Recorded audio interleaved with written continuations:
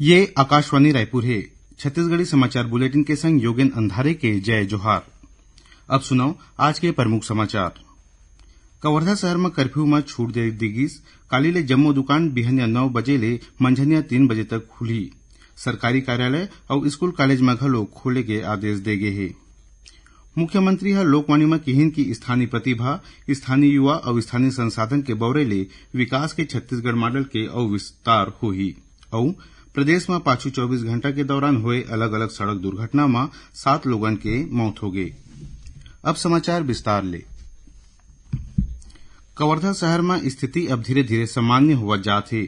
जिला प्रशासन है स्थिति ल देखत काली ले अवैया आदेश तक बिहनिया 9 बजे ले मंझनिया 3 बजे तक जम्मो दुकान ल खोले के छूट दे दे है। जिला कलेक्टर रमेश कुमार शर्मा आज पत्रकार वार्ता में बताइन कि व्यावसायिक संस्थान मन के अलावा काली ले शहर के सब्बो सरकारी कार्यालय, बैंक और ऑफिस खुली। संगे संग स्कूल, कॉलेज और कोचिंग सेंटर घलो खोले जाही। उमन बताइन कि शहर के लोगन मन संझा 5 बजे ले 7 बजे तक अपन अपन जरूरी काम बूता बर बाहर निकल सकथे। ए बेरा में उमन अपन पहचान पत्र संग में रखना जरूरी होही। ए दौरान शहर के जम्मो सीमा बंद रही। यही बीच भाजपा के राष्ट्रीय उपाध्यक्ष और पूर्व मुख्यमंत्री डॉक्टर रमन सिंह आज कवर्धा पहुंचिन। ए दौरान उमन बीते 3 अक्टूबर के दो समुदाय के बीच में हुए टकराव के पीड़ित परिवार ले भेंट करीन।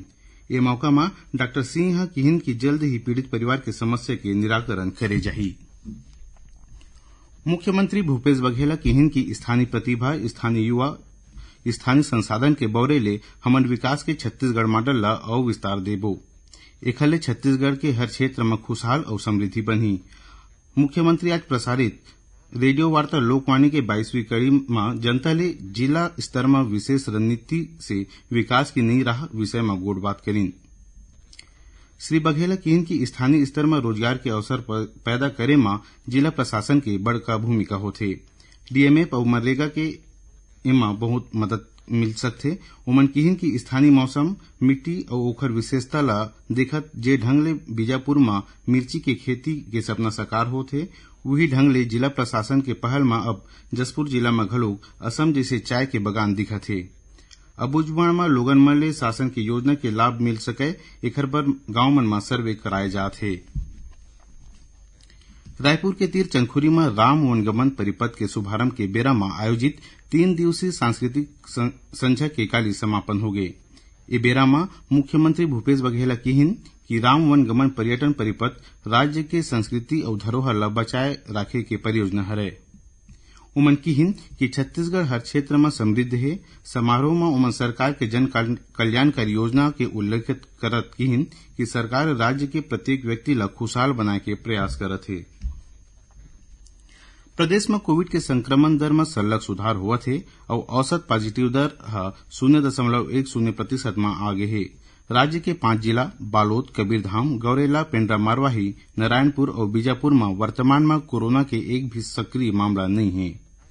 प्रदेश में काली कोरोना संक्रमण के 26 नवा मामला आगुआ है।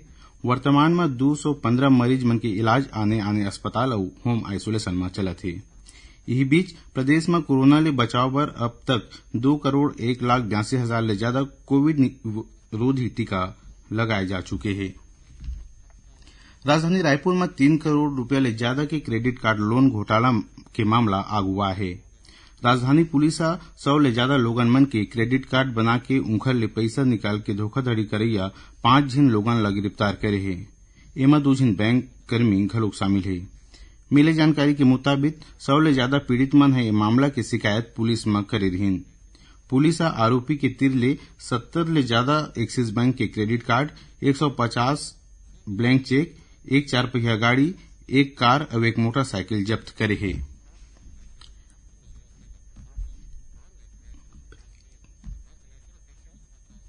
छत्तीसगढ़ के खबर ले है आपकी वास्ता और खबर के विश्वसनीयता ले है हमार वास्ता। आकाशवाणी समाचार रायपुर के प्रादेशिक समाचार बुलेटिन के संगे संग हमार समसामयिक कार्यक्रम आप रेडियो के संग अपन मोबाइल में घलो सुन सकत हो। आकाशवाणी समाचार फेसबुक, ट्विटर और यूट्यूब में घलो हावय। हमार फेसबुक पेज हरे Chhattisgarh news on AIR, Twitter handle CGAIR news और हमार यूट्यूब चैनल हरे छत्तीसगढ़ AIR न्यूज। तो अब रेडियो के संगे संग आपके मोबाइल के माध्यम ले हम आप तक पहुंचत हन। छत्तीसगढ़ के हर खबर पर सुनत रहो आकाशवाणी समाचार। अब आगू बढ़ो बाँचे समाचार कोती। प्रधानमंत्री नरेंद्र मोदी हा काली बिहनिया 11 बजे ले वीडियो कॉन्फ्रेंसिंग के माध्यम ले भारतीय अंतरिक्ष संघ की शुरुआत करही। ए मौका में श्री मोदी हा अंतरिक्ष उद्योग के प्रतिनिधि मन ले गोठ बात करही। भारतीय अंतरिक्ष संघ अंतरिक्ष और उपग्रह कंपनी के प्रमुख उद्योग संगठन है, जौन हा भारतीय अंतरिक्ष उद्योग के सामूहिक प्रतिनिधि होही। भारतीय अंतरिक्ष संघ प्रधानमंत्री नरेंद्र मोदी के आत्मनिर्भर भारत के परिकल्पना के अनुरूप देश ला स्वावलंबी और सक्षम बनाए में सहयोग दी। राजनांदगांव जिला के मानपुर ब्लॉक के कोहका थाना क्षेत्र अंतर्गत कुराचा के जंगल के पहाड़ी में तलाशी अभियान के दौरान सुरक्षा बल माओवादी डंप बरामद करीन। ये डंप ले 1 किलो गन पाउडर के संग 2.5 किलो अमोनिया नाइट्रेट समेत अन्य माओवादी सामग्री बरामद करे गए है। मानपुर थाना प्रभारी के नेतृत्व में जिला पुलिस बल और डिस्ट्रिक्ट रिजर्व गार्ड डीआरजी के संयुक्त टीम तलाशी अभियान में निकले रहीस। यही दौरान कोराचा के जंगल में शक के आधार में जमीन के खुदाई करेगिस, जेमा डंप के जानकारी मिलिस। प्रदेश में पाछू 24 घंटे के दौरान हुए अलग अलग सड़क दुर्घटना में 7 लोगन के मौत हो गए, उन्हें 7 अन्य लोगन घायल हो गए। हमर दुर्ग संवाददाता के मिले जानकारी के मुताबिक आज बिहनिया एक परिवार डोंगरगढ़ ले मां बमलेश्वरी के दर्शन करके 4 पहिया गाड़ी में रायपुर वापस लौटत रहीन। यही बेरा उनकर गाड़ी अनियंत्रित होकर दुर्ग के तीर उरला बोगदा ब्रिज ले नीचे गिर गए।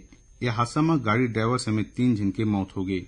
मौत हुए 2 जन मनखे ब्रिज के नीचे काम करत मजदूर रहीन, जिकर मौत गाड़ी में दब के हुई। उन्हें 7 जन घायल हो गए। गाड़ी में 8 लोगन सवार रहीन। ए जम्मू अश्वनी नगर रायपुर के रहोइया है। एक घटना में हुए मौत में मुख्यमंत्री भूपेश बघेल हा दुख प्रकट करत किहिन कि और घायल लोगन मन के जल्दी स्वस्थ होए के कामना घलो करीन। एती दंतेवाड़ा जिला में बस और मोटरसाइकिल के बीच हुए टक्कर में मोटरसाइकिल सवार 2 जन लोगन के मौत हो गए। उन्हें धमतरी जिला के ग्राम कोड़ा पार खुसरेंगा के तीर पाछू रथिया हाईवा हा मोटरसाइकिल सवार 2 लोगन ला अपन चपेट में ले लीस। यह हादसा में मोटरसाइकिल सवार 2 चचेरा भाई की मौत हो गए। आज शारदीय नवरात्र के पंचमी हरे। ये दिन देवी स्कंद माता के स्वरूप के पूजा पाठ करे जाथे। ये मौका में राजधानी रायपुर समेत प्रदेश के आने देवी मंदिर मन में विशेष सजावट करे गए है। श्रद्धालु मन कोरोना प्रोटोकॉल के नियम के पालन करत मंदिर मन में दर्शन बर जावत है। आज विश्व मानसिक स्वास्थ्य दिवस है।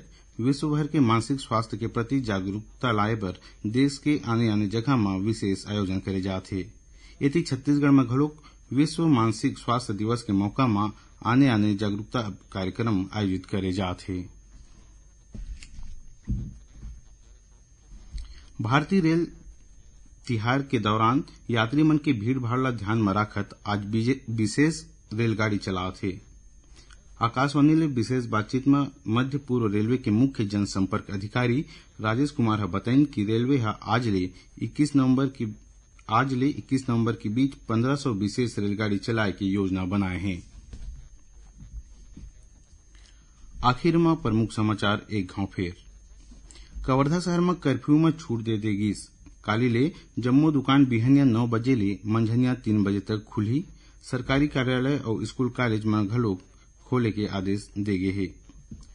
मुख्यमंत्री लोकवाणी में किहिन की स्थानीय प्रतिभा, स्थानीय युवा और स्थानीय संसाधन के बौरे ले विकास के छत्तीसगढ़ मॉडल के और विस्तार होही। और प्रदेश में पाछू 24 घंटे के दौरान हुए अलग अलग सड़क दुर्घटना में 7 लोगन के मौत हो गए। एकरे संग छत्तीसगढ़ी समाचार बुलेटिन इन्हें सिरावत है। जय जोहार।